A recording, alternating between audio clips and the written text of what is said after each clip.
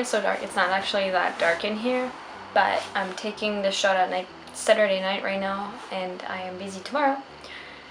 So I am filming this now, and I came home from school at around 6 o'clock today because I did something special. I went to kabuki. So anyhow, I just want to start off with, this is week 9 of my exchange, probably. I don't know which week, we're gonna check, give me 1 second. Yep, this is week 9. So, this marks my halfway point. I think on Tuesday I've been here longer than I will be here for, so I passed my halfway point. So welcome week 9. I've also been feeling either these intense feelings of I never want to leave here, or I want to go like home now to do these stupid things. Like I just want to do the stupidest things. Like we watch every Friday. I watched it last night. There's like a Harry Potter marathon, and I just want to go home and like drink tea and not have to worry about anything and just chill. But I don't get to do that due to the fact that I'm in Japan and that they don't have them on DVD here, but maybe my next host family will. So that was the beginning of the week. I felt like going home all the time because I was tired of waiting after everyone. Japan does a thing called My Pace where they make you wait, and they don't feel bad for making you wait, and you're just like, I want to go home, hurry the F up. But these people don't understand that making other people wait is a bad thing, which it surprised me a lot, especially coming from the students who've been abroad. But yeah, so if you come to Japan and you're waiting for a friend, expect them to be like at least an hour late. At least. That's every occasion, every time I've had to wait after a friend, they've come late. So that's from my experience. I don't know if it's like that all the time, but so far I have not seen otherwise.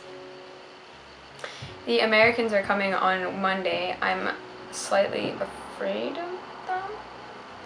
They're a Catholic school from Los Angeles, I think. I'm not really sure, but I'm also from a Catholic school, so. But they wrote in their letter, their host family letter, stuff like, I don't like spicy food, so don't make spicy food. Like, I don't know, if you're being an exchange student, you have to be ready to try anything, like literally anything. Like my host sister doesn't like a lot of things, which surprises me a lot, especially since she's leaving. Like she doesn't like roast and she doesn't like oatmeal, so I'm like, these are pretty standard things abroad, so I don't know how she'll hold up, but I'll literally eat anything. Went to yakiniku today with my grandmother. She bought me lots of goodies from her trips places. She's really, really nice. And the yakiniku is so good, but like cow tongue is amazing. I love it. It tastes like salami. I don't know, it's really good. I like yakiniku. I ate too much today. So that's what we did today. And then so anyway, I was talking about the American exchange students. I'm just worried because I don't feel like, especially being I don't know, these people are accepting you into their home. They don't need to accept you. There's a way to treat them and a way not to treat them. So I don't know, and they don't speak any Japanese, so that'll be pretty interesting. They might end up being super nice, but that's the kind of feeling I've got from that particular exchange group so far. But maybe they'll turn out to be really nice, so I don't know.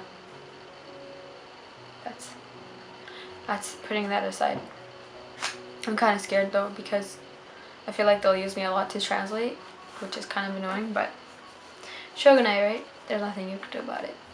So today was special because yesterday the head teacher came up to us, the other exchange student and I, and they went, so, do you guys want to go to kabuki? And I said, I think so. So we went to kabuki today and everybody slept, but I thought it was really funny and I laughed so hard. I don't know if there's just something wrong with me or my sense of comedy is Japanese poi, comedy poi, I don't know.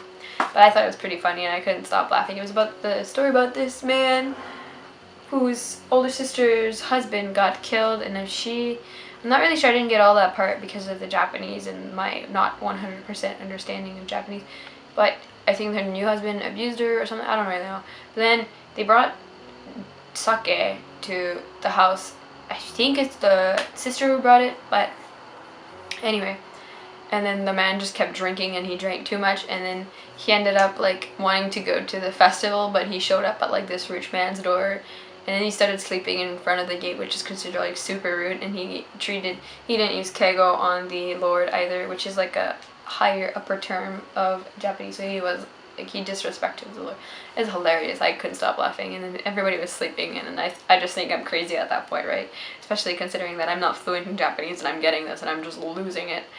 So I feel there was all kids that went, and especially they sent the first years, and I feel like this, I don't know, it kind of reminded me more of like adult humor. I don't know, but I feel like not everybody could enjoy it, especially kids. I feel like Japanese students, especially if they haven't gone abroad, are more childish just in the way they think and their character. Like, it's a big deal.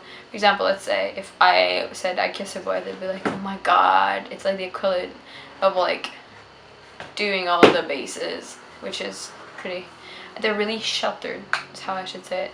So they don't really get adult comedy, if you even at that, just the use of sake or somebody drunk, or I don't know. It's really hard to explain if you haven't been here, but that's the only way I can explain it. They're kind of childish in that sense. I feel like I'm talking a lot about this kabuki, but I thought it was pretty great, and I really like Japanese culture. It made me feel like Japanese culture. After that was over, I was like, I want to eat unko and matcha ice cream crepe because it's Japanese culture. Not really, but it's like a staple dessert flavor, like you would say. I don't really know how to say it, but yeah. Tomorrow I'm waking up early. I'm going to take a walk, going to Tsutaya to buy. I bought the Harry Potter #1, but it was part 2 or #1. I didn't realize. And that's like the second half of the first book. But I want to read the first one, so I'm going to go grab that. Because Japanese books are really cheap.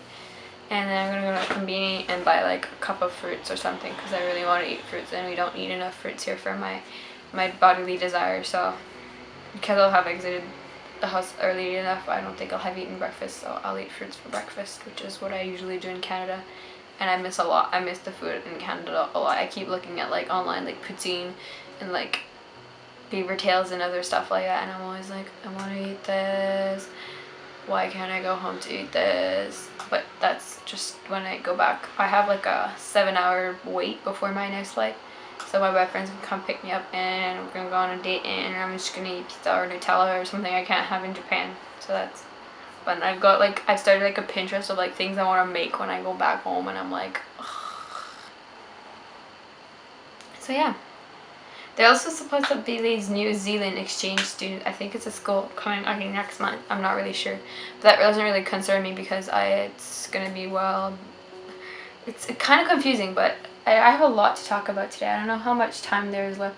My camera shuts off after 10 minutes, so I have to put it back on. But anyway, I am probably going to a gashku, another school's gashku, an all-girls gashku, because they want like a person to, it's like an English camp. Kashku is like a school camp, and then I'm just going to an English camp. And these girls, I don't think they can speak much English, but they want somebody who can kind of translate. And well, I understand Japanese, like conversational Japanese, I'll understand like 80% of the time. Regular class Japanese, I'll understand maybe 40% of the time. But if I know what we're talking about, I usually pick up a lot more words because I understand, my brain knows what it's looking for, type of deal. So this girl's gashku is gonna be pretty interesting. I think it's like the day, the summer vacation. Oh my god, my brain is just like thinking natsuyasumi, but summer vacation wanted to come out at the same time. I think it's at the beginning, like the day after summer vacations, because like we go home on that day. I just don't want to give the dates. The day that we finish, the next day I have to go at this gashku, and I have to be there for 5 days, and I think I'm living like it's like in a residence sort of deal. I'm not really sure, but I'll be considered a teacher, not a student, so I'm going to be helping out the teachers. I'm not really sure yet. I haven't really talked about it with my advisor yet in Yes Canada, but that'll be pretty interesting, I find.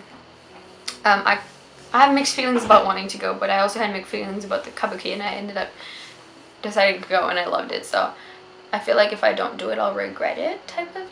I like that it shuts off. I have to go to the school's festival. It's a friend's festival, and then in the afternoon after 3 o'clock, we're going to karaoke with my friend because he wants to appear on this channel again. my friend Mommy. So that's what I'm going to do. I'm going to film that day. I'm going to film, I think, the festival, and I'm also going to film the karaoke, but I haven't decided yet, and we also haven't decided whether or not we're going to karaoke. So don't know yet. So that's still a mystery up to now. Now I'm going to go get ready soon to take my shower because I'm really tired and I have to call my mom. So that's that. Ciao.